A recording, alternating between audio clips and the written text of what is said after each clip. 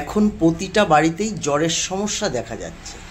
আর এই জ্বরের সমস্যার জন্য আমরা কি করছি, দোকানে গিয়ে একটা প্যারাসিটামল নিয়ে আসছি। প্যারাসিটামলটা এনে বাচ্চা এবং বড়োদেরকে খাওয়াচ্ছি। কিন্তু এই প্যারাসিটামলটাই যে আমার এই জ্বরের মূল ট্রিটমেন্ট না, সেটা হয়তো আমরা আদৌ জানতে পারছি না। এই প্যারাসিটামল খেলেই যে সম্পূর্ণ জ্বরটা ঠিক হয়ে যাবে, এটা কখনোই সম্ভব নয়।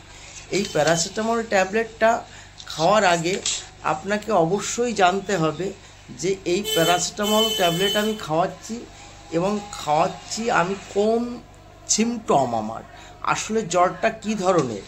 সেই জ্বরটা কী ধরনের জানতে গেলে আপনাকে সর্বপ্রথম অবশ্যই চেক করতে হবে সিবিসি, তারপরে নিতে হবে আপনার টাইফয়েড, তারপরে দেখতে হবে আপনার শরীরে যদি চুলকানি ভাব থাকে, হালকা দানা ভাব থাকে, তাহলে অবশ্যই আপনি ডেঙ্গু টেস্টটা করতে পারেন।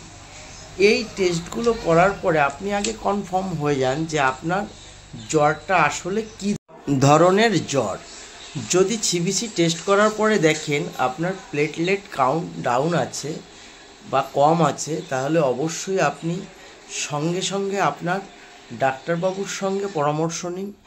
এবং ডেঙ্গু থাকলে সেটাও আপনার ডাক্তারবাবুর সঙ্গে পরামর্শ নিতে হবে। টাইফয়েড থাকলেও আপনার ডাক্তারবাবুর সঙ্গে পরামর্শ নিয়ে ডাক্তারবাবুর সাজেশান অনুযায়ী আপনাকে যে ঔষধগুলো দেবে আপনি সেই ঔষধগুলো ব্যবহার করুন।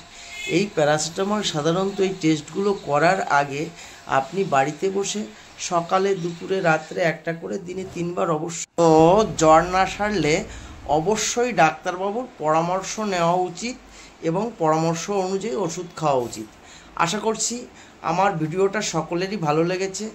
যদি ভালো লেগে থাকে আপনারা অবশ্যই শেয়ার, লাইক এবং সাবস্ক্রাইব করবেন।